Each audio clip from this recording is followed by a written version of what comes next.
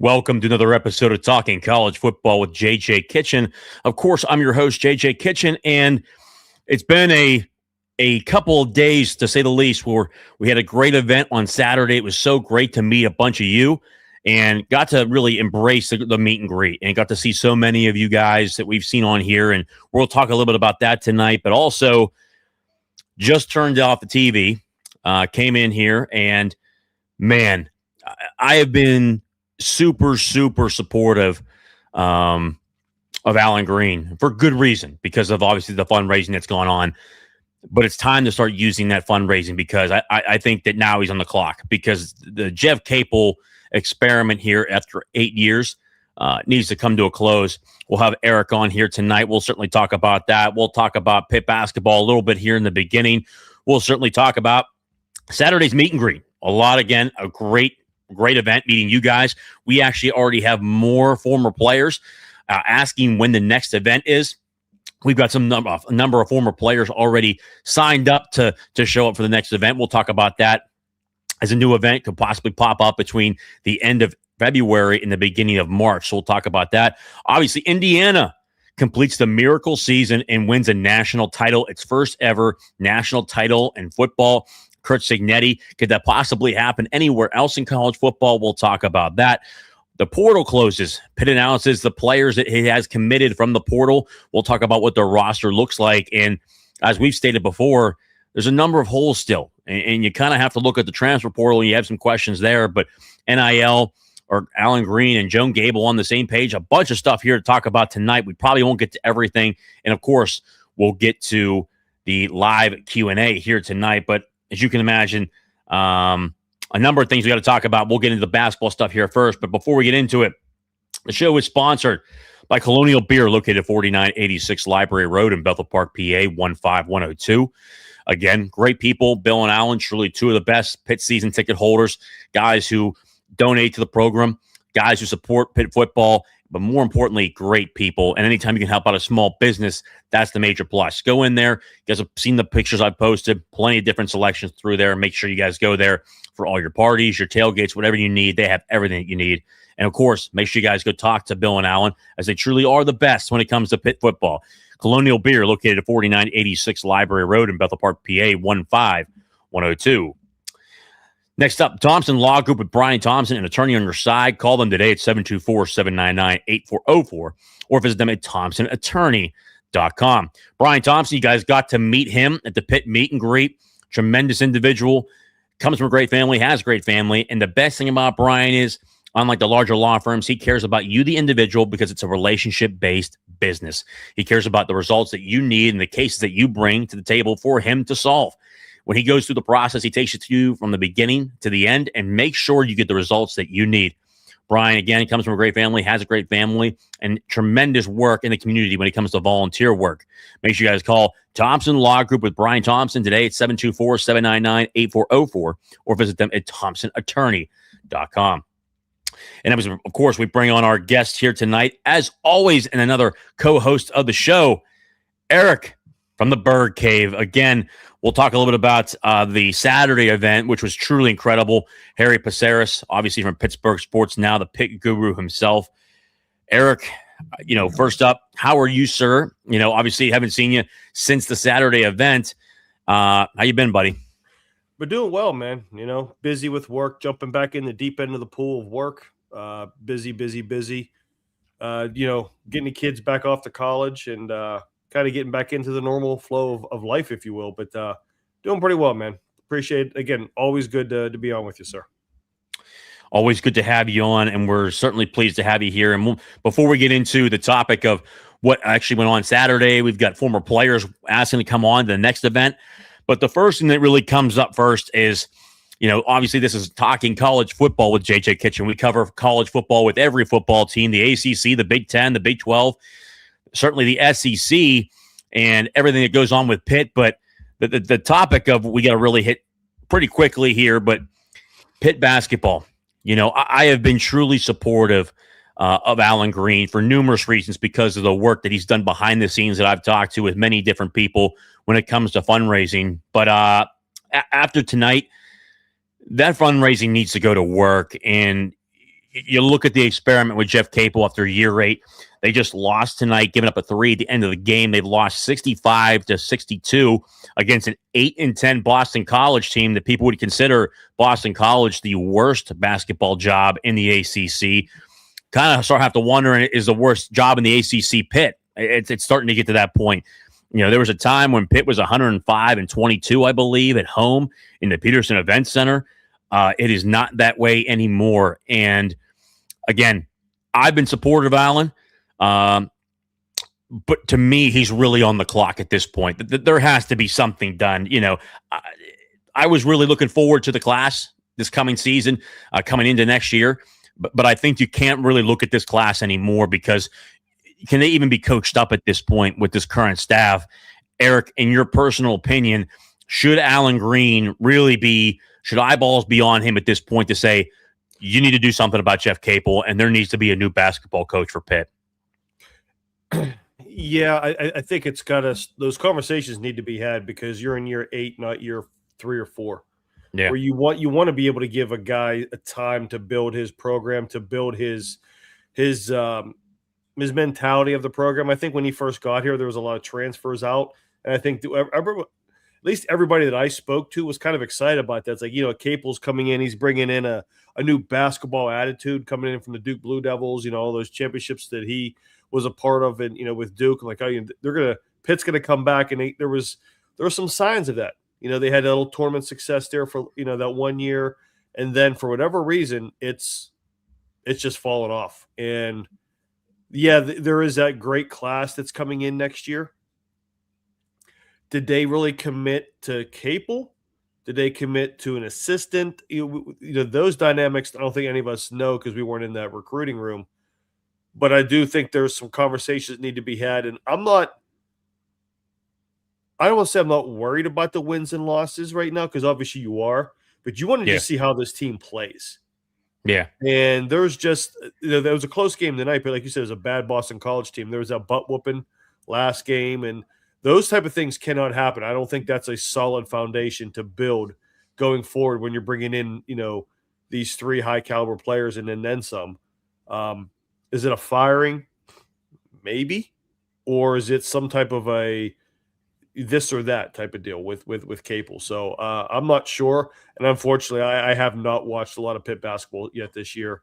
I've watched them sporadically this year, and I was at a work event, so I did not get to see the game tonight. But I do think something needs to be said. I don't blame you for not watching it. And again, I was at the Louisville game. That game was horrific. Over they got 100 points in that ball game. You look at the game tonight. Boston College is the worst, technically, supposedly the worst basketball team in the ACC. Now there's a conversation. Is it Pitt at this point? Because now Pitt falls to 8-11. Boston College goes to 9-10. These games at this point, even though this was competitive, it's still the worst team in the ACC. If not, it's Pitt now. But even the Louisville game, it was never competitive from the get-go. And being there and watching that with no life at all, to me, there has to be a change. And this is I hate to say it, but this is a great opportunity to see where is Pitt at in terms of being, are they committed to athletics? Because we've talked about it. I've certainly heard I've been told that they are. I've heard it and I've been told they are committed to basketball. They're committed to football. Well, that question has now come up very quickly here because we are in year 8. And when you're losing these games like this, and we're in a year 8 where the games aren't even competitive to some points here, the super chats are coming in right now. John Waffle, H2P, sad looking at the video of IU's presidents and AD celebrating and actually caring about the team while Gable and Green are on deranged mission to kill Pitt athletics. I wish we had people who cared. At the end of the day, John, thank you for the super chat. Again, to get your question up here tonight, guys, you're more than welcome to use the super chat button down below. Again, hit the like button, subscribe down below, and we'll get you up on the screen. There really is a question mark, and it really has to show now. We've heard from behind the scenes they are committed, that Joan Gable is committed. We've heard that Allen Green is committed to football and basketball. Well, here we are. It is year 8. If you don't make a change now, after all of this, you really cannot say that Pitt is committed to athletics. And again, I would agree that all of us here are major Pitt fans. We support Pitt. But at the end of the day, you have to call a spade a spade. things need to change. I was willing at the beginning of the season to say, hey, whatever happens this year, you give Jeff Capel another year, more resources coming in. You've got a class coming in. But when you're not even competitive to this point, and I've seen some comments in here, Yinzeral, I'm going to look for your comment here. Thank you again for this super chat. I'm going to find your comment in here somewhere. Let me see here. It's here somewhere. What's up? What's up? WRW? Hope you're doing well. Yinzeral, if you have a question, make sure you throw it in here because I'll certainly put it up on the screen. But you can't be optimistic about this basketball team at this point. 10 plus layups. I mean, this is college basketball. College basketball at this point. You cannot miss routine layups. I mean, and I went back and looked. I was at the gym. I didn't get to see the foul, but I looked up the actual replay of it. DeMarco Minor foul was so egregious. It was definitely a flagrant 2. I mean, it's ridiculous. I mean, the team is not competitive. Clearly, the team is not being coached. You don't want to call for people's jobs, but at the end of the day, you got to be fair and honest on this. And to watch this basketball team progressively get worse as the year went on, I was willing to give a guy a shot and go into next year with the recruiting class. But you can't have it. You cannot allow this to go on anymore. And I'm going to be quite honest with you. I'm a guy that there's really no point to ever really fire a guy mid-season, but to just show the commitment to Pitt basketball and the commitment to the actual fans, you got to make a move. I mean, this is absolutely, a travesty to say the least. Didn't lost one yet. Didn't post a comment. Just wanted to support you, Yinzer. Well, thank you so much for that super chat. Then thank you so much for the support. Certainly helps out, with us here in the channel. So Yinzer, thank you so much for the support. Ryan Hale to Pitt. Hard to be optimistic about the football roster going to 2026. Seems like most position groups stayed the same or got worse. Hope I'm wrong. Will they add any more transfers? We'll get to football here in a second, Ryan, and then I'll get to that question there for you. It's Big Rel. There we are, our guy, Big Rel. I don't know how to even watch it anymore. I couldn't agree more. Guys, I watched like the last, 5 to 6 minutes at the end of that game here. It's so hard to watch this team. And again, I'm more than willing to give someone the benefit of the doubt when they deserve it. But this basketball team is not playing at a high level. It's not even competitive to this point. You need to make a move. You have to show. And I think I'm getting to that point, to be quite honest with you, with football as well. We talked about raising money, and they've done a good job of doing that, and Alan Green has done that. But now it's time to show up. It is time to show that you are committed to football and basketball, but right now, especially basketball. That time's going to come at the end of this year. I'm going to be all over Pitt about making a move with Pat Narduzzi and moving on and going after the next guy. But you need to make a move now with the basketball team. You cannot allow Jeff Capel to continue to coach his team. And myself included, I thought it was a great hire 8 years ago. Coming out of Duke, you had the almost like the Mike Krzyzewski disciple. Is he going to be that guy that goes back to Duke? We talked about that. How many times he brought in great players, the first couple of years, but it has not been here yet. It's not here. And after 8 years, you need to show you're committed, because if this guy continues to be here, there's going to be nobody at the Pete. There's going to be nobody there to support this basketball team because it's just not good enough anymore. Another super chat here. I'm glad to see you're finally deciding to talk about this. There's no future, and it's sad. At the end of the day, guys, to John Waffle's point here, I'm not a basketball specialist, to say the least, at all. Under no circumstance am I. I certainly would never pretend to be one. That's why we really don't talk about it. All my sources, all my knowledge is around football. But when you get to this kind of a level, you got to say something. You can watch a basketball game and say, okay, hey, that's a really dog shit display. And it's been all year. It's 8-11. When you're losing by 40 plus points at home to Louisville, that's just absolutely egregious. When there's no effort, there's no coaching. Like at one point, I even looked at Brian. I went to the game with Brian, and I looked at him and I said, when you watch his team, There's just nobody even moving on offense. There's no pick and roll. There's nobody looking to get underneath the basket. They're always trying to shoot threes. When guys put up shots, there's nobody ever there to get a rebound. It's, then you watch Louisville. I was like, man, they're all moving. They're having pick and rolls. They're being able to move underneath the hoop. They're all moving around the 3-point line. They're creating opportunities. They're actually running an offense. Pitt just looks like it's playing, pickup basketball at this point. And I understand people were upset, and that's why, we're talking about it here, very quickly, because there's only so much I can say in terms of, a change needs to be made, and I think that, again, I've been supportive of Alec Green here. I've certainly talked about it, especially with the fundraising. But guess what? I mean, at the end of the day, I think Eric and I both agree he's on the clock. I mean, you have to make a move. You cannot allow this guy to come back, or nobody will be at the peak. I mean, forget about a second, just the buyout, whatever the buyout is. I don't care what it is. The season next year, if you want people to renew their season tickets, you got to show some faith. I mean, you got to show at least some type of a product. Again, Andy, thank you again for the super chat here. As always, thank you for support of the channel. I'm going to look for your, if you have a comment in here somewhere, appreciate it. Gov, there is no coherent format to the offense. Rolls out the ball. The head coach from Team Wolf is better. Oh my God. I saw that. I started chuckling. That's actually a good one there, Gov. Listen, I'm not a basketball guy either. It is my personal second sport when I was growing up and I played, but I never played organized. I was like your Homerville Hoops 3-on-3 guy. I love hoops. I love basketball. March Madness is a great time of year. I remember the old Big East tournaments for me were like the best, with, when Pitt was in it, in their heyday as well. So I love basketball, but I don't claim to know the X's and O's because, again, I'd never played and things like that. But when you're talking about missing layups, and JJ, you're speaking about guys not rotating, not hustling for the ball, things like that. That's a combination, but mostly on the coach, because he needs to set the tone. And if the players are not hustling and doing things, they need to be replaced on the bench, whether it's temporarily or not. Do something to send a message, because if not, the guys are going to continue to do it. And I am wondering at what point, and I know we're going to talk a little bit about donor fatigue later on and things of that nature. Yeah.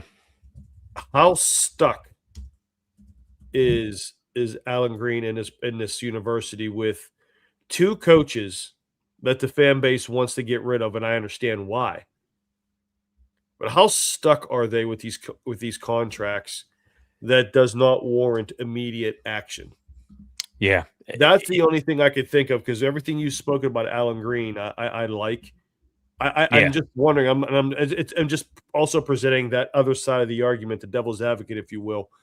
If the reason there isn't a move is because there is something contractually, or even if it's like that handshake agreement of something like, hey, we're going to give you X amount of years or tries or something like that before we make any moves. I don't know. I'm just thinking here. And I'm just talking out loud here, just with the information that we know. Jeff Capel has a contract through 2029 through the 2030 season. So he has, 4 years, about 4 years left on his contract. The question, and I know, Rich had a comment here, he just did not work out at Pitt, but who is paying JC tens of millions of dollars to coach at Pitt? The question is, we don't know what the language is or how much is owed to Jeff Capel. We don't know how much that is. But at the end of the day, one of the things I always talk about on this show, whether it's football, especially football, or really any sport, but your two main drivers, you look at Ohio State, for instance. Ohio State's great at football, but they're absolutely horrendous at basketball. I mean, their basketball team's horrible. But, so some teams are not always 2-2. They don't have both teams that are good. But when you have to look at Pitt's situation, what is the cost? What's the cost? Okay, here's the buyout. So here's our dollar amount for the buyout. But then you have to consider, what's the cost of keeping him? If you buy him out, even for people saying, well, who's going to be able to do this? Who's, at the cost of apathy greater than $20 million buyout? The question is, though, we don't know if it's a $20 million buyout. That's people guessing. We don't know what the buyout truly is. People are guessing potentially, is it 100% owed to Jeff Capel? Because he's making around $4 million. So reality is he's got 3 years left on his contract. Is that what it was? Let's see here. Yeah, and Jeff I'm Capel. curious about that too, because MPC had a good thing too about it. It's like, what's the yin and yang of this, of like, hey, let's keep them, but you're going to lose some fan base, like you're talking about, JJ, of people not coming anymore, versus biting the bullet and going into the only parallel I could think of is like in the NFL when you cut a player and you eat his contract and you're just going into a year of red, if you will, just to start over. I don't know what that is, because like you said, we don't know what his buyout is. And I would like to think if nothing's happening, it's because it's a fairly large buyout, but that's obviously pure speculation. Yeah. And I think to this point, he does have 4 years left in his contract. So 2026 to 2027, 2027 to 2028, 2028 to 2029, 2029 to 2030, 4 years left. He's making around $4 million a year. Let's say it's 100%. I mean, that's what, $16 million. We don't know if that's really 100%, but the cost of doing business, you have to make a move. And again, that's at most $16 million. You can't tell me with the money he's raised so far, you have to make a move. I mean, even if you raise, let's say you out of the 16 million, you raised $8 million. Pitt can buy him out. I mean, it's not like it's 30, 35, $40 million. He had the resources to do what he needed to do. You need to make a move. It is that simple. It's to the point where I don't even want to hear the buyout at this point. It's not enough to where if you look at the cost of doing business, you bring him back. Okay, good luck paying him $4 million more again.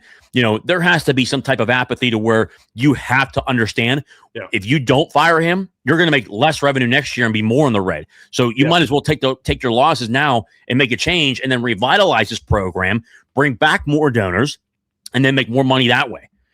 John Waffle, another super chat here. Please explain the fundraising Alan Green is doing. If he's fundraising, why is Narduzzi and Capel still the coach? Grammar comes out poor because of word checker. Oh, I mean, at the end of the day, they're still here, brother, because at the end of the day, they're raising money to also pay players. There's also other aspects of what they need to do, plus fundraising, with Victory Heights. You want to build up that cash at the end of the day. When you look at Pat Narduzzi, there's got to be a conversation where more than likely next year, that conversation comes out that he goes into retirement or something happens to that extent. Whatever his buyout is. We know it's large, but again, you have to make that constant approach to where you're saying, hey, you're spending $20.5 million to the cap. You have to find that money in itself as well. You're also raising money on top of that. Plus, you're trying to raise money for NIL when it comes to football and basketball. I mean, the guys that committed to this class, we had how many? Four? We had 3 or 4 guys that are 4 stars in this class. It's a top 5 or top 6 class in college basketball. They're not committing to Pitt for Jeff Capel and just for free. They're getting paid, guys. When it comes to, let's see, Yinzer here, miss the old Big East days. And again, thank you again for the super chat here. John Waffle, thank you for the super chat. Miss the old Big East days. Like Capel as a person, but he has lost the team, and their lack of movement and simply shooting from the perimeter gets old, especially when they are not shooting well. This is another thing. And again, I'm not going to pretend to know basketball, guys. I think you can just watch it enough and know it just doesn't look good. But there has to be a conversation about, why we're not driving to the basket. Why are we all standing still outside the three-point line? Why is there never anybody underneath to get a rebound? Why are we always out-rebounded by every single team? Why are we always shooting threes? Why are we not even being able to make a layup? I mean, we missed 10-plus layups tonight. If you look at the stats here, it's all over X. I mean, just looking at the comments here, 10-plus missed easy layups. You missed free throws. I mean, there has to be a conversation at some point where you say, hey, it has to happen. And again, I'm on X right now while we're here live streaming, and Harry Paceris out of Pittsburgh Sports Now just said, so long, Jeff Capel. It's got to happen. I think it's pretty funny with Woody on there, but it has to happen. And to your point, Yinzer, you have to make a move. I mean, for the love of God, it's to the point where you're not going to have any fans next year. I've always told people, and especially on here, athletics, especially football and basketball, are the front porch to every university. And to John Waffle, to one of his super chats here, talking about how the Indiana, on the Pat McAfee show, which I did see as well, and I retweeted it. I even tagged Joan Gable to it. She talked about how, we're a great academic institution, which Indiana is. Pitt's a great academic institution. Heck, we had a $53 million donation today. Overall, there's a guy that pretty much owns an egg supplier or something like that. Pretty much, at his age, was going through a major illness, was saved by a doctor from the University of Pittsburgh. He's now donated over $100 million to the University of Pittsburgh. It's pretty clear, the university is really good, just like Indiana. But Indiana's president and chancellor even said, but if we're going to be very, very good at sports, we're going to go all in with it. And they're seeing their massive enrollments. They're seeing applications go through the roof. Now they're in the college football playoff. They're making millions upon millions, tens of millions of dollars by being successful in sports. It's only going to help your school.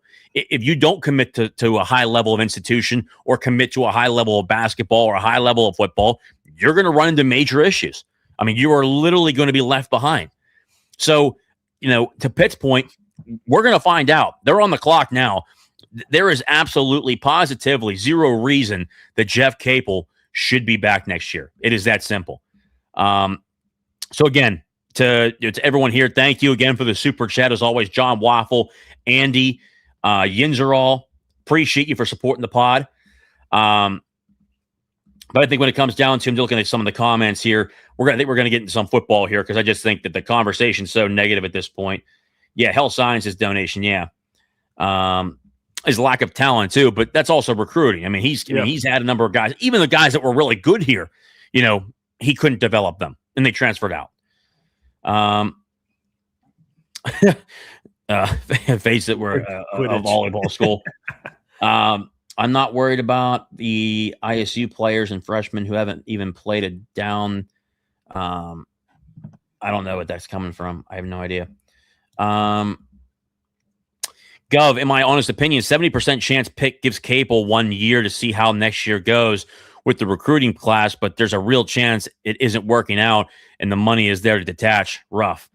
Yeah, I mean, at the end of the day, at this point, when you're playing this bad, I was willing to give him another year because of the recruiting class coming in because it's a top 5, top 6 class. But when you're not even competitive to this point, where you're losing to teams you shouldn't be losing to in year 8, you're better off just cutting your losses and just moving forward. So I agree, Gov. All right. Yeah, I mean, it's a great comment here. I thought Heather was good for the athletic department. Dan was fold. Yeah, she was.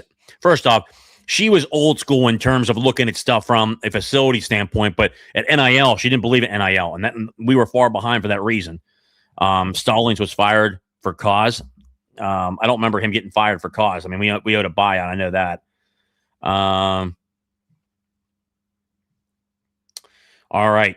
Well, we're going to go into the next topic here tonight because I think we've said enough. I mean, Alan Green is on the clock. I mean, it's I think that's our greens right there from everybody that needs to know. He's on the clock. He has to make a move. You can't bring that guy back unless he goes on a historical miracle Indiana run where he just goes off and just wins 12 games in a row, which would be like pretty much like seeing Jesus Christ at this point. And it's not going to happen. But if it does, it's a special moment for all who witness. But, he's got to go. Now into the football topics. And Eric, I want to first talk about here the Saturday event. Man, was that truly special.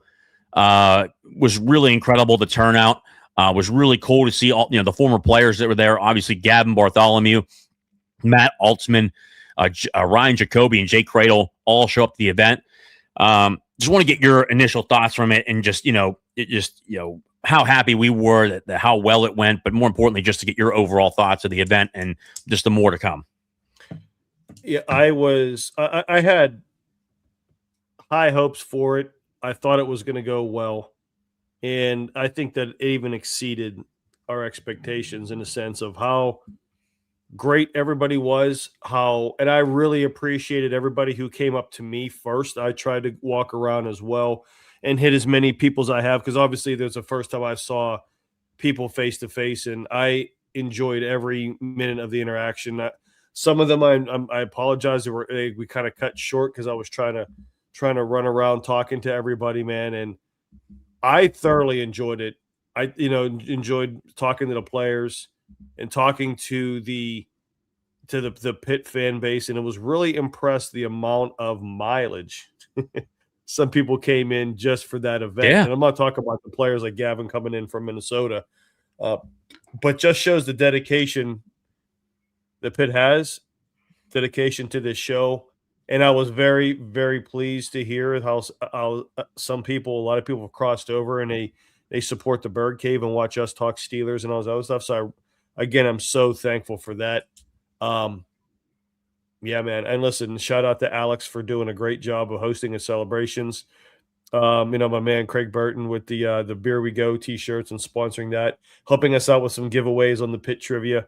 Yeah. A lot of good stuff. I feel bad. I know I checked one of the shirts out to somebody. Thank God I didn't spill a drink or do something because I was trying to get it back far enough. I should just gave it to you to walk back there, but I kind of checked the t-shirt back at one of the tables there. But no, it was a great event, man. I'm looking forward to the second one. It's only going to get better from here. And for the people that were asking, hey, why didn't I announce there was going to be former players there? That was it's the first one. It's a special one. If you were there, you were lucky enough to see them and get pictures. And in Gavin Bartholomew and Jay Cradle and Ryan Jacoby and Matt Altman were the best. They took pictures with everybody. It didn't matter the kids that wanted pictures. I mean, he stayed for everything. He did a TikTok with the celebrations and Alex and the whole crew that was there. So great for him to be able to do that. Gov here with a great comment. My kids really enjoyed the event. Got a nice picture with Bart. I mean, so it was just a massive, massive success. But more importantly, just to get to meet everybody and thank them and just the standing ovation and just be like, man, like this is a whole community. It's not just me. Yeah. It's not just you. It's not just Harry. It's all of us, man. And it was truly special. And really can't wait for the next one. I think, guys, if we have another one, we are going to have another one. I can tell you right now, I'm not going to tell you who yet. Probably I'll break the names later on when we get closer to it, maybe the end of February, beginning of March, as spring camp begins. But there are former players, to give you an idea, there are some former players who were legendary players at Pitt who have already told me to lock in their numbers and to lock in that they're going to be there. Right now, we've actually committed up to 6 former players already going to be at the next event. And if you're wondering the time period, I'll give you this. It's from 2004 to 2013 right now. That's how far back we're going with some legendary names that will be there. It's going to be, I can tell you this. So there's one guy that's going to be going that really was one of my favorite players growing up in the Pitt era and in the Dave Wanstead era. And it was just true blessing to watch him play in his physicality. I'm extremely pumped to be there. I couldn't believe it when he DM'd me from the Talking College Football with JJ Kitchen Facebook account. It was so cool to hear from him, and I just can't wait for more as we get closer to it. Mary B and Robert McCaffrey, Pitt fans, it's a bond. I couldn't agree more. We are beyond excited for the next event. So again, thank you to each and every one of you for showing up to that event, and we will certainly keep you posted for the next one because it's going to be coming up pretty soon, maybe in a month and maybe one more week. That's how much closer we are to getting another one. And I think Alex will certainly be ready to host another one. I'm going to hit up Alex to look at his schedule for that, the banquet hall, if you will. And if we could fit in, Alex, I can extend his gratitude, and he loved having everybody. He enjoyed it. I want to know everybody that was there that's in the chat or anything, thumbs up or thumbs down. This is a safe space. Alex isn't watching right now. Thumbs up or thumbs down on that Panther paw drink. Yeah. Did you like? I thought it was personally was really good, but I want to know what everybody else thinks. I saw a lot of blue cups around there, so I know a lot of people sampled it, which was great. Yeah, royal blue, man. It was truly special. That royal blue was just cool, and even the food was truly tremendous too. And people were telling me from a number of people. But yeah, let us know in the comment section what you thought, what you liked, what you didn't like, what you wanted to see next time. But it's pretty crazy. I mean, we're really. If I put a time limit on it, probably a month out from the next one. So be prepared for it. We will certainly work to get a date on there for everyone and get ready for it. Whoa. We will be coming from Florida, bro. Fantastic. Dude, Hey, you let's better, if go. you're there and you come up from Florida, you better come say hello, and I'm going to make sure we have some type of giveaway to you. If you Yes. come in from Florida, brother, I'll be making sure that we get you. We'll get you. I will personally buy you a Bird Cave T-shirt. We'll do a giveaway to where maybe we do a bobblehead or something like that. We'll get you something because you're coming up from Florida. Holy hell, man, that is commitment right there in itself. So Hey, thank you. I like Anthony's suggestion here too. Of course, Anthony, great to meet you. My only request Absolutely. is that the Panther Claw has a double shot version. We'll get that done, Anthony. Consider that done, brother. We'll get that done. And Anthony, man, it was great to finally meet you after all these years too, and just very thankful for the kind words that we just talking about everything, man. And even Ryan, I got to meet my boy Ryan, who talked. He came in from Newcastle. I mean, good grief, man. It just people the lengths people drove from. I mean. Lou Bear, she drove all the way. I mean, it was like 2.5 hours, like the middle of the state, 2.5, 3 hours. I mean, and then on top of that, afterwards, she went to the basketball game. I mean, it's just truly a blessing. Yeah, and I'm also curious too. And yet, Ginzer, I know you've mentioned that many times, but I can't wait to have a beer with you as well as everybody else. But yeah, I look forward to meeting you. Anybody also like the trivia is used as a form of a giveaway. Yeah. Kind of giving some fun with some Pitt trivia. We get those right. We'll give you some T-shirts or whatever. We'll see about getting a few other things for everybody next time. But let me know if you like that. I could definitely come up with some more. Certainly. And again, guys, this will be the last thing I say on it. Just thank you so much. And the response is great. We had a little over 70 people overall. If I'm willing to bet, guys, we're probably going to have over 100 next time. I'm not lying. I mean, that's how many former players want to come to, which I heard from a couple former players. And again, the one who's going to be coming to the event is just truly, it's going to be, I mean, I was a kid watching this young man, man, I'm just beyond pumped. I actually can't wait for the next event, to be honest with you. Big Rel, I'm coming from the north side. That count? LOL. Yes, it does. Absolutely, yes, it does, brother. That's a drive, too. Does. I'm not trying to brag here, but I'm pretty sure I'll be coming from well over 3 miles from the next one, so don't burn all the free items to the folks in the South. Well, appreciate you as always, brother. Thank you for coming. Sarah's Panther Paws mow down. I like it.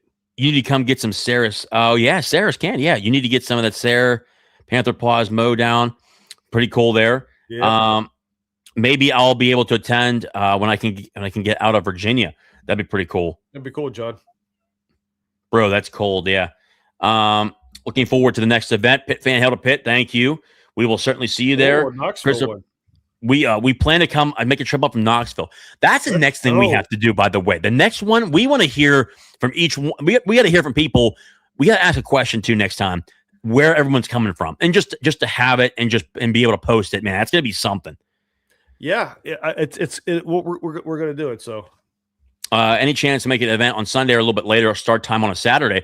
I mean, yeah, we could. I mean, but what the one we had this time was 3 to 5. We could probably do like maybe 4 to 6, 4:30 to. Yeah, Tyler, I think that's a great idea. And really, right now, we're also, you guys remember, we're at the mercy of the schedule at Celebrations as well. Yes. We're going to make sure he's got a lot of events. He has, I think Alex was telling me he has almost 300 events planned for the year at that place. So we have to fit in where we can. But we'll definitely take that into consideration with Tyler. Maybe definitely later on a Saturday might be something that's in the cards. Coffee 8087, great work. Thank you for the super chat. Great work, guys. Great show. Excited for the incoming freshmen, and that's a great way to. Let me see here. That's a great way to transition here, and I got a couple more comments here. Ryan will be making a long haul from Greensburg. Yes, Ryan from Greensburg, brother. It was great to meet you, and again, just pumped up. I finally got to meet you. I mean, obviously, I've seen you. Obviously, met you a couple of times, especially at the spring game. But again, it was great to see you and your wife. Just really cool and thankful for you guys making that drive all the way from Greensburg, man. Hold on, JJ. I know you've seen Pony Shannon post. That was great love for the Bird Cave crew. LOL. Which one is that? So what Big Rail's telling about was Pony put out a post that said, and I'm paraphrasing because it's out there. It's like saying, "Hey, remember this name." And Oh he yeah, mentioned Shanahan's name as the next coach. Like he was breaking some news. Like nobody knew about this guy. Like Pony's the one. Thank you, Pony, for breaking the name because none of us ever thought about Shanahan coming to Pitt. It was you. Thank you, Pony. You knucklehead. I'm pretty sure everyone knew, especially Pitt fans, knows who Mike Shanahan is, especially when playing at Pitt. So great point. Oh, started at 412 at 412 to 612, 412. That'd be pretty funny. I'm not gonna lie. That'd be pretty good. But that's really good. There's a comment here from Ryan. I'm gonna get over to it here immediately here because we're gonna go into Pitt football here. We'll try to get some type of positivity. I know we're gonna be again very honest about the class, the transfer class. I think there's some good ones in there, but there's still a lot of holes left on this football team, if I'm being quite honest. Let me see if I can find here Ryan's comment. And again, I apologize, Ryan. It's in here somewhere, brother. Never calls timeout. Brian, good point. Yeah. Where is the comment here? Ryan, I'm going to find it come hell or high water, brother. It was a good comment. Ryan.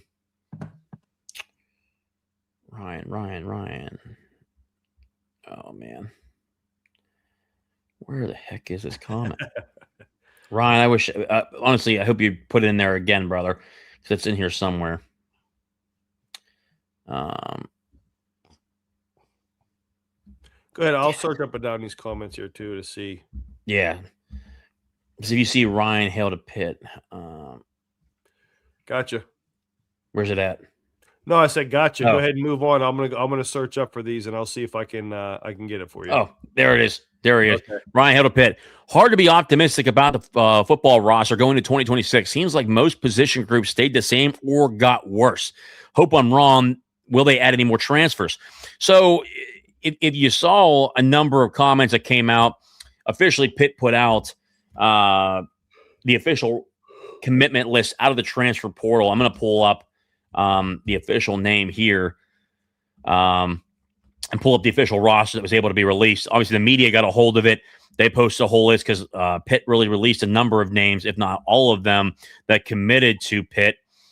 And it's a total of 16 players. And we're going to look at it here. I'm actually going to share my screen with you guys, actually. It's probably the best thing to do. Yeah. Let me see here. Share screen. And again, guys, I see the super chats coming in. We're going to get to the super chats here in a second.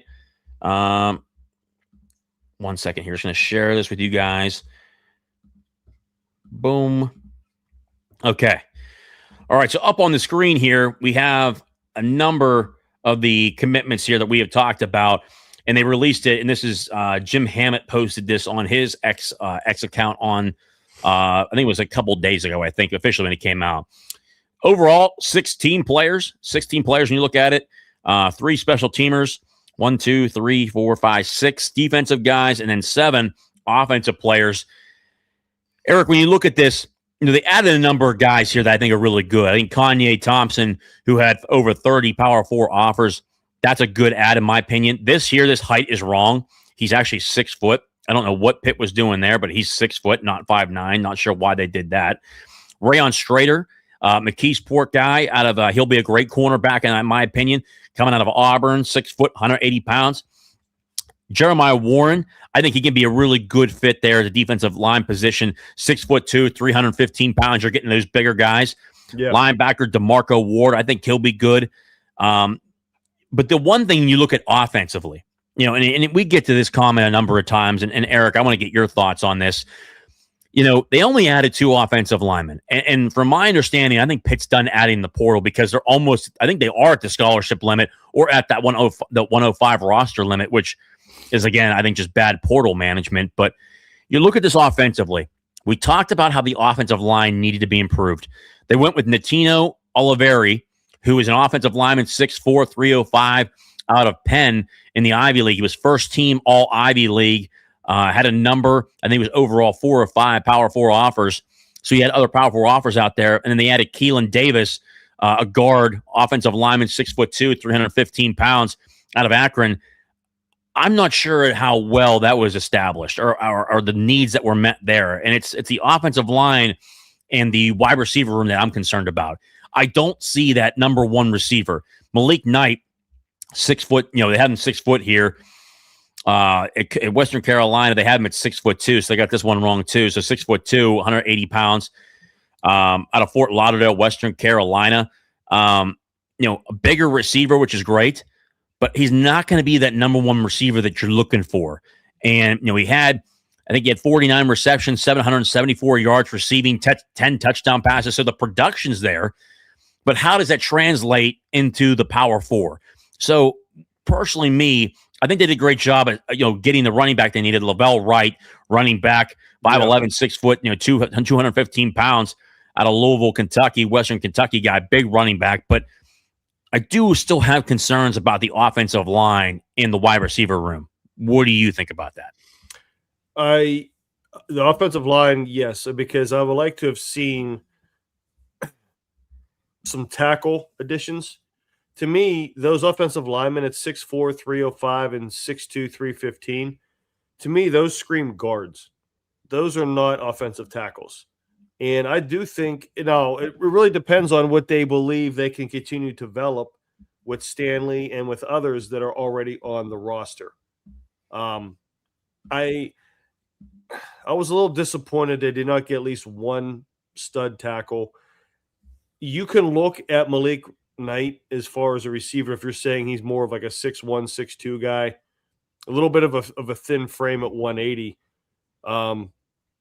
I still think they're missing, and I said this on Saturday at the event, I believe they're still missing an outside threat at wide receiver. Mm-hmm. They have a lot of guys that are quick, inside slot type receivers. Now, the only thing that gives me a little bit of pause, and I got to see this in the spring game, Carson Kent and Lag, and then the freshman from Texas at the tight end room. Yeah. Are they going to start running more 12 and 13 personnel with tight ends like this? Which could be a different philosophy, which means you can kind of veer away from a receiver need of a big play receiver, though I do think if you're even doing that type, you want a big play, go get it type of wide receiver. So I'm excited about Lavelle Wright. I think he's perfect to pair with Boozy from a size perspective. Yeah, to take some of that workload off. But yeah, let's wait to see. But I'm very curious in how Cade Bell uses these tight ends, because it seemed like there was a big focus on tight ends. Yeah, and I think that they added 2 tight ends. You'll also have Max Hunt, who returns, and then Wyatt Villarreal, the true freshman coming in out of Salina, Texas, who had over 50 receptions, over 600 yards receiving, and had 13 touchdown catches in high school. He's going to be a guy to watch, where I think he might actually get some playing time this year, because I think he's that good of a tight end. But also too, you got only 2 veterans at the top. I think with you only having 4 tight ends, I'd be shocked if they ever go past 12 personnel. To be quite honest with you, because you got to worry about people getting hurt. God forbid you have someone get hurt and you're down limited to the tight end room. But I think that the offensive linemen, I'm willing to give, especially Nintino Oliveri, a shot, because he did get first team. He did get first team All Ivy League, out of Penn. Had a number of offers coming out. He's a guy that I'm actually excited to watch, because he does have the accolades. How Keelan Davis does, he was third team All MAC. Out of Akron, we've seen a number of MAC offensive linemen go from the MAC to Power 4. So we'll see how he develops and what he looks like. I'm just kind of shocked that, if you were only adding 2 offensive linemen, why were you not more aggressive there? I question the portal management, in my personal opinion. And then the wide receiving core, you're getting closer to that border of 100, 105 guys on the roster, and you add only 1 wide receiver. You add Malik Knight, which, again, he had great production, 774 yards receiving, 10 touchdown catches, 49 receptions on the year. The kid played it incredibly. I mean, the kid certainly produced and had a number of, I think it was 2 SEC offers, 1 Big Ten offer, 2 ACC, and I think it was 1 Big 12. But when you look at overall, you really added 1 guy. You added 1 guy, and losing Kenny Johnson to me is like losing a number 2 receiver. We had a bunch of number 2 receivers. Raphael Poppy Williams really had the best year statistically for wide receivers. He's off to the NFL draft. Kenny Johnson goes to Texas Tech, and he's going to certainly have a battle down there with a number of guys they brought into that wide receiver room. But Kenny Johnson never took that leap to be the number 1 guy. I thought he was a great number 2. And you saw the end of the season. You saw the East Carolina game where, he didn't have any catches. I think he had a rush for -3 yards. Really didn't see anything there. I think going to spring ball, until we actually see this team practice, we see this team play in the spring game. And again, I don't put too much stock in the spring game because we know how Pat Narduzzi runs the program. He's not going to show anything there. It's pretty lackadaisical. You really don't know until the first game of the season. But I just still think there's still holes here. I don't see the number 1 receiver. Can Blue Hicks potentially be that guy? Possibly. But even he was mediocre in the ECU game. So you want to see that progression next year. Luckily, Mason Heinzel goes into year 2. Hopefully we don't run into another dilemma that we saw this year with Eli Holstein as he heads off to battle. He goes to battle Bo Pribula. Comes in from Missouri to Virginia. That is shocking that he went to Virginia to compete with him. That's going to be certainly something to watch. But when you look at this roster right now, I think it's going to be very competitive, but it's not a great roster. There's certainly still holes. The wide receiver room. What does the offensive line room look like? Do you see a guy like Shep Turk out of Thomas Jefferson make that jump this year? What does he look like? Then you see the kid out of England. He's 6'7". Is he able to make that jump this year? You have B.J. Williams returning. Luckily, he's back. He had a number of offers from other Power 4 teams. We were able to hold on to him. Ryan Bayer's back this year. Kendall Stanley, I think he'd be great at the guard position. Or I would love to see these guys work in and out to where Ryan Bayer moves to left guard because he's so athletic with his feet. Yeah. I think he's just a really athletic offensive lineman. I think he could play the guard position. Maybe you put Kendall Stanley at right tackle. You put Nintino Oliveri at left tackle. You bring him in. You start having conversations there. You start having a lot of competition. Isaiah Montgomery, what's he look like in this system? You see a number of guys come back. You want to see the competition, but I thought they would have brought in more offensive linemen. I thought they would have brought in more wide receivers. To the comment I saw in here with Tyke Hayes, we're not going to get Tyke Hayes. From my understanding, we are not pursuing him anymore because of the roster limit. I think personally Pitt would have liked to have him. I think there might have been some questions on, maybe how they evaluate tape and what they look at. I think overall, I would have loved to have seen Tyke Hayes here. I'm a big fan of Tyke Hayes. Absolutely. I think he would have been a great running back here. But with the roster limit being where it's at, I think they ran out of room. And that's a shame because I think I would have liked to have one more big back to go with Lavelle Wright. But you have Jakirian Boozy Turner. You've got Lavelle Wright, who comes in from Western Kentucky, a guy that is, 6'2", and I think he can be a really good guy, which should be really, really good. And then Damon Ferguson. They pretty much said, like, if you talk to any guy at the Southside facility, they say, hey, they think he's a lot like Desmond Reed. The only difference is he's a lot bigger. He's 5'11", and he's got more weight to him. And put him in the weight room, they think he's got the speed, and he'll have a lot more power to be able to run. And then you have, obviously, the other true freshmen that are currently in the backfield that did not play this year. They'll be healthy this year and then go into the season. So you got about really 4, potentially 5 running backs there right now. They're going with a younger group. When it comes to the defensive side of the football, again, we talked about Kanye Thompson, Rayon Strader, Jeremiah Warren, DeMarco Ward, Eli Nareen, and Alex Sanford Jr. Alex Sanford Jr. was a starter at linebacker for Purdue. And the interesting ones to me are when you looked at, for instance, Indiana in the national championship game, they had guys, the 2 guys that just stood out the entire game were 6 foot and 6'1", but they were big defensive linemen, over 300 pounds. Pitt added 2 guys here, Jeremiah Warren, defensive lineman, 6'2", 315 pounds, out of Belleville, Michigan, transfer from Illinois. And the same thing with Elite, who's 6 foot, 290, out of Tulane. So they added these guys. They're in the 290. By the time he gets here, whether these ones are right, that's kind of the biggest thing I'm looking at. You look at the teams, the guys already in there, and Alex Stanford out of Purdue. They certainly added a number of good guys. And I think under Pat Narduzzi, the acquisitions from the portal for this defense have always been good. They've always hit well on defense. It's just the offense where you have just so many questions of what it's going to look like. But I like what they added on defense, to be quite honest with you. And I think I like how they added 2 bigger guys to put a defensive tackle. Do you think, Eric, that adding the 2 much bigger guys at defensive tackle can really help out this team moving forward, especially in the trenches? Absolutely.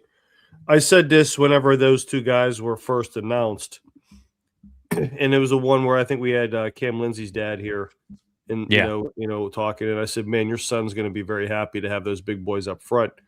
If you guys remember the way the Baltimore Ravens played defense a while ago when they had Saragusa and Adams, eating up all the blockers, and Ray Lewis and others were able to just run around.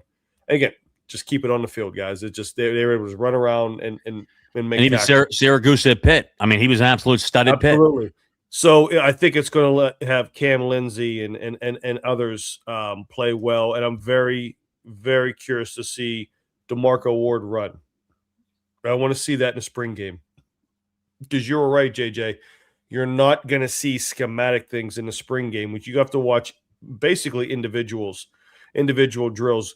We'll get, as we get close to the spring game, I'll kind of give you like how I like to watch spring games as well too. And I think it would be kind of advantageous to maybe incorporate that when you guys go to the spring game, and be a fan, but then also have a way you want to watch players, because it's really how when I was sat with Harry, how I was very impressed with Mason, and I said he was the best quarterback in that spring game.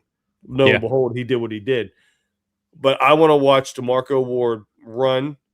I want to see these DBs. I want to look at their ball skills. Can they track the ball well in there? Whether it's going up and getting the ball at the high point, things like that. Things that you think that will translate to the game once schematics are put in. Yeah. They give guys confidence and coaches confidence to put these guys in. And then Sanford, for the kid from Purdue, a little bit of a bigger guy at 6 foot 225. Again, how does he run? Where are they going to line him up? Because one thing, like you said, they're not going to give out schematics, but the spring game is a place to try guys at different positions to see what they can do. Yeah. Just from a pursuit perspective and other things. So it's going to be curious to see how Pitt defense uses these guys, but I agree with you. It's very interesting, more so on the defense than it was the offensive side. And I want to see if Kanye Thompson can return kicks with that speed.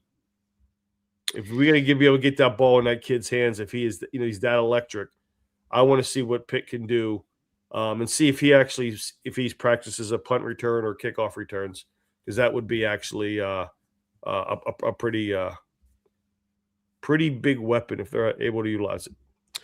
I agree. And to Rich's comment here, can they add players after the spring?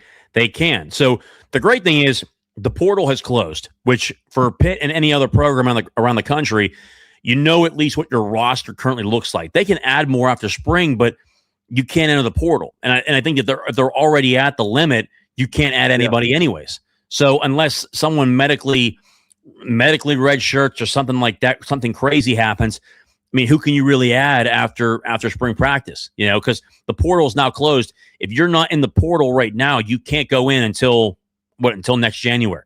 So, or if your head coach gets fired right now, that's about it. The only people that are going to the portal now are anybody from Miami and anybody from Indiana, because they just finished up their seasons. Yeah. So the good thing is, though, what your roster is going to look like. What's going to be here for this next season. They're going to work in the spring.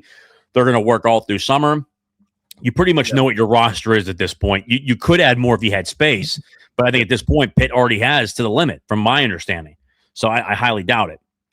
I'm thinking that if the returning DN step up, the Pitt defense will uptick better in 2026. I actually agree with this, and here's why. Zachary Crothers will be back 110%, which is really, really big. Zach Crothers, Jaden Moore will also be back. That's really 2 guys right there. Jaden Moore was phenomenal during fall camp until he had that surgery on his foot.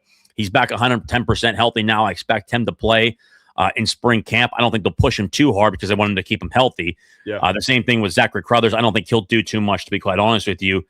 Also, too, you have that. And then you have Jimmy Scott. Jimmy Scott returns. So that's your third defensive end. Then you have Isaiah Neal. He's back. That's your fourth defensive end.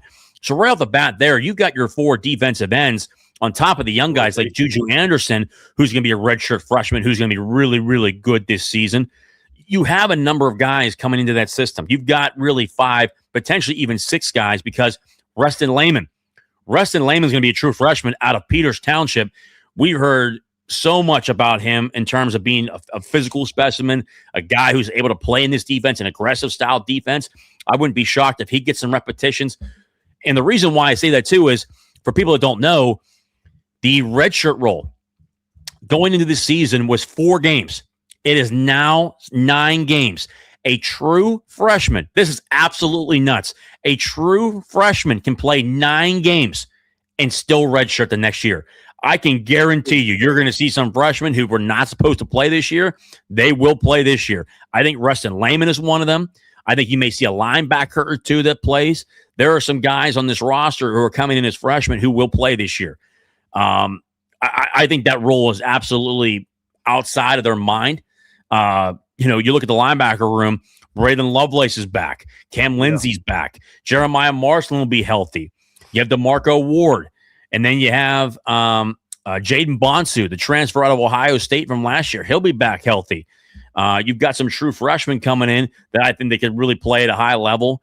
Marcus Jennings out of Cass Tech in Detroit. I think he's got an opportunity to play as a true freshman. You got 9 games to play. You can bet your ass there's going to be a number of freshmen from what we saw this year to what you see next year that'll play. I think Mason's going to be able to make that jump. You want to see that progression. You don't want to see any regression as this year goes on, but I think he fits this mold and he fits this system very well with Cade Bell. So I'm excited to see that as well. Let's see here. Possible position changes to address wide receiver if none of the freshmen stand out. I don't think you'll see any position changes or anything like that, because if they do, if you see a position change, I don't see anybody being able to jump up and play right away. The cornerbacks are nothing but wide receivers who can't catch. Yes, so, I hate to say it. Yeah, they're playing corner because they can't catch the ball. Corner because they can't catch, you also no. You know what? Actually, I just was looking at this, JJ. So if I take this for a second, I'm looking at the 2026 roster, including some of the freshmen, what me and y'all might be talking about here. Yeah, I'm looking at Rodney Dunbar, 6'5", 190. Yeah. Okay, Malik Knight, they got it correct on here at 6'1", 180. McCray, 6 foot, 185. All right. Cam Sapp was somebody that I liked a lot in the spring game last year. Shows a lot of quickness. And he's the 5'9", 175. Again, in more of these slides, that's more of like what this offense has. Bryce Yates, 6 foot, 180. You have a lot. Then you also have Agwu, 6'3", 195. I don't know if any of these guys are good, but they got to be given the opportunity to prove their skills. So, I mean, there's some size there. Yeah. But as the spring game comes, we got to give these guys a shot. Maybe that's something that's in the cards, but I think there's enough talent, or at least there's enough players there. Someone's going to have to break out and crack that 4-man or 5-man rotation within the game, and maybe some of that size protrudes. I do agree with one of the comments that Hicks could be the number 1 guy. Potentially, yeah. I would like to see someone else kind of break this as well. But again, listen, they got to give the opportunity. There's probably a guy on this roster. There could be a guy on this roster, that come game 4 or 5, we're like, holy hell, this guy's a breakout star, but no one knows who he is yet. Yeah, and when they work through practice. And to your point, Malik Knight will play this year, the transfer. Yes. Rodney Dunbar, to your point, 6'5", former 4-star recruit. Don't be shocked if he gets involved. So there's 2 guys right there. Bryce Yates is back. Tony Kinsler, he started to get time towards the year. They loved what he was doing. Did, yeah. Sensory Lee is back. Kateris Blue Hicks. I mean, you have 1, 2, 3, 4. Cam Sapp is 5. Dunbar 6. Malik Knight 7. So, I mean, you got 7 receivers if you want to use them. At least 7 guys I think that can play right away that fit this system. It's going to be interesting to watch, to say the least. And like I said, and that combined with the tight end group too. So there's potential there, but again, I understand why fans are not necessarily excited yet. But let's let this play out a little bit, and we'll have a better evaluation, in my opinion, after the spring game. Also, too, Coffee 88087. Thank you again for the super chat. How do you see the transition from Bates to Sanders going? I think it's going to be good because Sanders knows this defense. He's been here for almost a decade at this point. I mean, the guy, if I'm not mistaken, I think it's I think it's actually 9 or 10 years he's been here. I mean, he knows the defense. I think he's going to bring a little bit more flavor to it in terms of maybe disguising more of their blitzes, being able to understand he was running the Pat Narduzzi defense, but how he calls a game, when he calls his blitzes, when he's, especially too when it comes to coverage. I mean, we're still running quarter style defense. We're still running press man coverage, but when does he call that Delta package? When does he go into zone? You'll see some good stuff there. I think at the end of the day, Corey Sanders is ready. He has been offered numerous times from the SEC. Florida, multiple times he's had offers from. We were able to hold on to him. Georgia went after him. We were able to hold on to him through raises. I'm excited for him. But I understood, and I wasn't naive to know the minute we gave a promotion to Corey Sanders, Ryan Manilak was off to get a defensive coordinator job, which, again, Ryan Manilak is off to UConn to be the defensive coordinator there with Jason Candle, who's going to be in his first year out of Toledo. He'll be there. But, I mean, at the end of the day, we were going to lose somebody there. But I like the Corey Sanders addition. I think he's going to be damn good. And I just think on the defensive side, I'm not worried about it. The concern for me comes on, on the offensive side.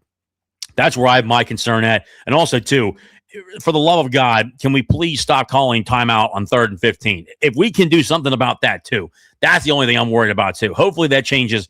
Hopefully Narduzzi can stop doing that because it's absolutely bothering the hell out of me. Doing it consistently is the key. What I mean? Stop doing it consistently because I'll tell you right now, by the way, JJ, that's why I was messing with my hat right there. John Walker, you're too much, brother.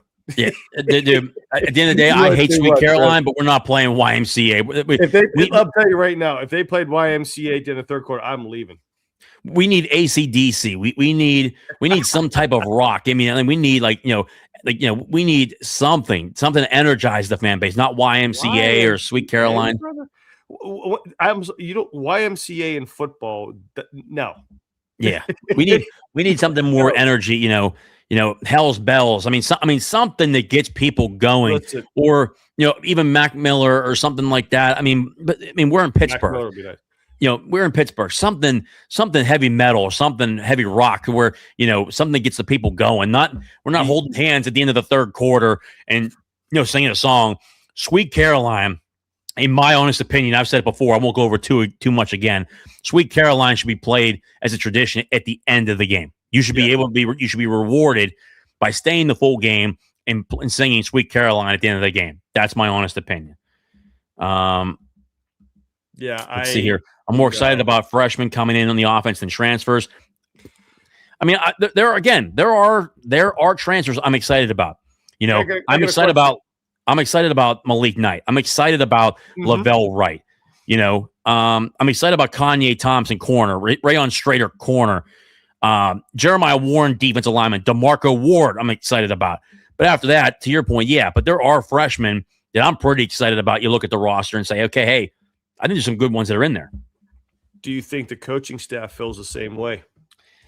I think the coaching staff is probably 50-50 because, they're the ones that brought these guys in. They certainly see them fitting the system. That's what I'm saying. What I mean by that, though, JJ, is like, we're talking about, and again, this is just a talking out loud thing, right?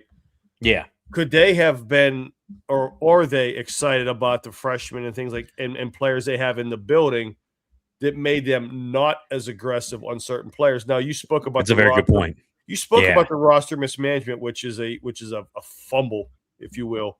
Yeah. But there's a reason why they didn't go out and get other players. Now, again, I'm still of the belief I want that bigger receiver. I'm still of a belief that they should address the offensive line more and things of that nature. But they have guys in that building every day throughout the year that know how they're working, how they're progressing. There might be a reason that they did not be more aggressive. Well, again, time will tell.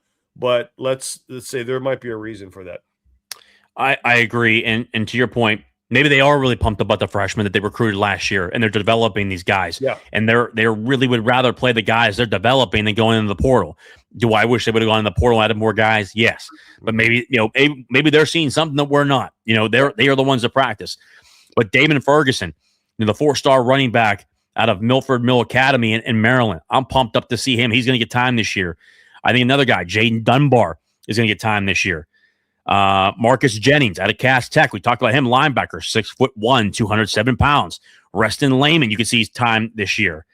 Looking here, Brian Hamilton, we kept him from going to Colorado. We paid up for him. Desmond Johnson, linebacker, potentially time. Wyatt Villarreal, he's another guy. So maybe there are guys in there you have to look at and say, okay, hey, maybe they are pretty good. Yeah, Villarreal is somebody I'm really looking forward to see. That 6'5", 230 frame. That's special. He's going to be good, man. And we're actually going to have an interview with him on here, hopefully releasing it Friday. We'll have him released here.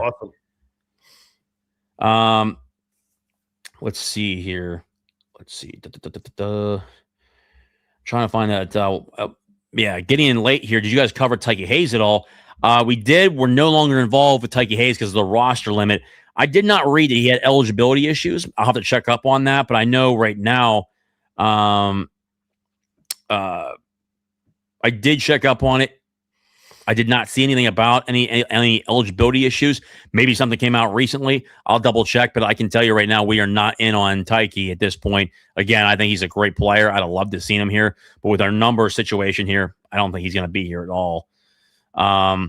Gary Landfell, lunatic fringe by Red Rider at the end of the third quarter. That would certainly be bumping. That's for sure. Trying to see here. We're already at the hour and 12. Holy crap. We're already at the hour and 12 minute mark. We didn't even get to the last one here, I guess. And I guess we'll finish on this because, we want to bump out of here. Yeah. It's 10 o'clock tonight. We got 403 people in here, guys. Again, thank you for the super chats down below. Make sure you hit the like button, subscribe. As always, we're on our way to 2,000 subscribers. But Eric, wanted to get your final thoughts on the national championship game, man. Shout out to Indiana. First ever national title in football. Frank Signetti, possibly one of the greatest stories ever in the history of college athletics. Statistically, Indiana, I think till last year was percentagely the worst college football team from wins and losses standpoint in America. Iowa State was there. Rutgers was right there. But the job that Frank Signetti has done, do you think, Eric, and I want to put this out to you just to get your thoughts on it, and then maybe in the comment section, we'll see here. I know there's some more super chats coming. We got to grab them. Do you think that Curt Signetti just flipped the script and that potentially we could see in this level of college football, could we potentially see some new name football programs winning national titles? Because at the end of the day, that game was phenomenal. And it was so cool to see a new team, two new teams in there, even with Miami and how well they played. But do you think that Curt Signetti, Indiana, may have just flipped the script to where we may see a couple teams that we normally don't see in there, and maybe we do see some of these other teams get into a national title race? Maybe. I unfortunately think that Curt Signetti's turnaround at Indiana is going to get a lot of coaches fired quicker. Yeah.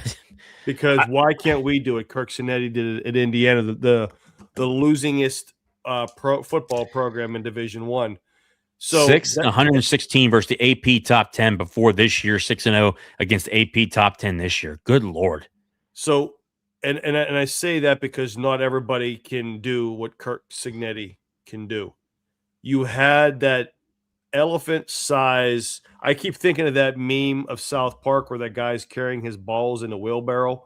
He had that size of balls for that call where Mendoza ran the ball in on a 4th and 5. There's a certain feel and understanding of the game that certain coaches just have that cannot be replicated. He has that. Again, he just was – we just spoke about this roster at Pitt, and we don't know what these rosters or what these players on these rosters on this roster can do until given that opportunity. Kirk Cignetti did not realize, nobody realized, and even then through the national pundits, did not realize what this man can do until he was given the opportunity. Yeah. IUP, JMU, all this other stuff. He was finally given a big time opportunity. By the way, I did Google him, so he does win. That's what he does. Yeah. He was given an opportunity, and look what he did. And I'm gonna tell you this: I looked at their transfer portal from last year. Yeah. Old Dominion, Colorado. What is this? Appalachian State. This is Georgia State, Cal, which is for obviously. There's a couple of Maryland guys. There's a Wisconsin guy. There is a Texas State guy. Texas State, yeah. Western UAB, Western Kentucky, UCF, Northern Illinois, Washington State. Then, there's a couple of Tennessee's, Notre Dame's. And obviously, he brought a lot of JMU guys with him. Yeah, they're still there, JMU guys. I mean, it's correct, and they're still JMU guys. Here's my point, though, JJ, and I'll let you run with this. He still has his core of guys, JMU, and he is doing a outstanding job of supplementing talent in key positions, and it doesn't worry about where they come from. You have, like I said, Northern Illinois and Georgia States and things like that are playing key roles. You know what I mean? Yeah, they had the big offensive lineman from Notre Dame that came over. You know, he did a good job. He has a blueprint. He's sticking with it. We've seen the thing where he had no 5 stars, handful of full 4 stars. Only 11 4 stars, no 5 stars, 11 4 stars. That was it. So that I don't think is something that's going to be replicated. It's the system that he buys in, and just how he coaches. And I'm going to tell you something to his point. And I did lie. This is the last fact I want, because I don't know if anybody else knows this. I think you and I were talking about this too. The 4 quarterbacks that have played in the championship game, they're all first-year transfers with at least 34 games started. Yeah. He's got that kid from TCU coming in, Hoover, next year. Josh Hoover, yeah. That I think is more of a blueprint. You had Will Howard, you had Justin Leonard, you had or Riley Leonard, excuse me, and then you had Carson Beck. Yeah. I think these are that is more of a blueprint than turning a program around. But as Neil keeps getting spread around, somebody could catch lightning in a bottle if they get the right quarterback and the right coach. I couldn't agree more with you. And one of the things I love what you talked about there, the level of development. I mean, the guys he's winning with, I mean, they are one of the most disciplined football teams in 2 or 3 penalties at most. 2 or 3 penalties. They take advantage of plays. They don't have very many negative plays. You know, they can run the football, but they teach, the techniques are so incredible. I mean, how they coach, technical. I mean, fundamentally, they are truly incredible. And you watch that game against Miami. Miami was starting to get penalties. It started to back them up and really started to have them make mistakes, because you cannot make mistakes against Indiana. That's how well they're coached. Mm-hmm. They are pushed. They are developed. I mean, the guys up front. I mean, how many times did Pitt fans, and we all talk about how we need bigger guys up front to beat Miami? Well, Indiana beat Miami with guys up front that are 6 foot, 5'11", 6'1". I mean, that was unbelievable. You know, and again, Gov, right here, no fumbles in 15 games, a record by 3 games. Insanity. That's ridiculous. Yep, and there's that buy-in, you know, and you talked about developing players, JJ. One of the guys that, how many clutch catches did you see Becker make? Yeah, and he was a no star guy. He had no stars. And he wanted to transfer, and Cignetti says no. Just wait here, continue to develop. And even the beginning of the year, he wasn't doing much. A special teams guy. Then all of a sudden, last half of the year in the playoffs, he's probably the most clutch wide receiver in college football. I mean, it's unbelievable. I mean, but then again, you give Kurt Cignetti, but let's talk about a little bit too, Mike Shanahan. I mean, he's had Carlos, Mendoza, who's now, Heisman, he won the Heisman. We saw him at Cal. He did not look very good at Cal. The development that went through that and how well he looked in those games, the Heisman moment of diving for a touchdown. He had him. He also had Curtis O'Rourke, quarterback from Ohio, who played really well last year, made it to the playoffs with him. It's very clear they know the type of culture they have. And, again, the offensive line for Indiana still struggled a little bit in pass protection against, Bain Jr., Reuben Bain Jr. and Akeem Mesidor, but they got the ball out quickly. That's a lot different than what the teams that we were doing or any other team. They faced the same pressure, but they got the ball out quickly, and they were able to establish the run. They stuck with it. Look at the guys in the running back room. They're 5'10", 5'11", but they run hard. They fall forward. The team is so disciplined. Fundamentally, they are coached to an extreme. They don't have 2-hour, 3-hour practices. They're practicing for an hour and 30, at most an hour and 40 minutes. They're productive. They stay within their limits. They know their culture. They bring in the guys that fit their system. It truly is remarkable at what he did. And again, Curt Cignetti went from Alabama as a wide receiver coach and recruiting coordinator to IUP, Division II. Nick Sirianni, Philadelphia Eagles coach and Super Bowl champion coach there. He goes to IUP. Mike Shanahan leaves Pitt, told by Pat Narduzzi that he's making career suicide by going from Division I to D2. Whoops. Look at that. Goes to D2. Then they go from IUP, a winning program. They develop it, winning program. Then he goes to Elon, develops and wins at Elon. Then from Elon, he goes to JMU. From JMU in the FCS, then goes to FBS in the Sun Belt. He wins there. Now he's at Indiana. I mean, the guy bet on himself, and you talk about, and he just has that aura about him to where people think it's arrogance or cockiness. It's not. When you work your tail off, and he talked about it, when you just keep your head, when you keep your nose down and just put your grind on to where you are just working your tail off, you have an opportunity to produce. And the way that they coach, man, congrats. And again, congrats to Pitt, man, and hopefully future head football coach at Pitt, Mike Shanahan. It's phenomenal. I mean, and then look at the points that they score. All these teams. I mean, look at the way that they scored. I mean, they beat the brakes off of Alabama. They beat the brakes off of Oregon. The close game they had were the closest games they had this year were Penn State, Ohio State, and Miami, all within one score in single digits. I mean, it's truly remarkable what Indiana did. Do you know it's also remarkable that you had the Heisman Trophy winning quarterback and you run the ball by 57, 58% of the time? Yeah. They are so efficient, and they don't run as many plays as other people, and they control the clock. In this year, Israel, that was the best coach college team I've ever watched. Discipline, no stupid penalties, no taunting, all the things that Pitt has problems with. I mean, literally, all the things that Pitt has problems with. And the one penalty I thought was going to do them in was their best lineman when they had that ball at 2nd and 1, the end of the game. And that lineman jumped off sides and made it 2nd and 6. And then they had 2 straight runs and they had to punt the ball to kick the field goal. And I'm like, oh man. So then they go up by 6. I'm like, you know what?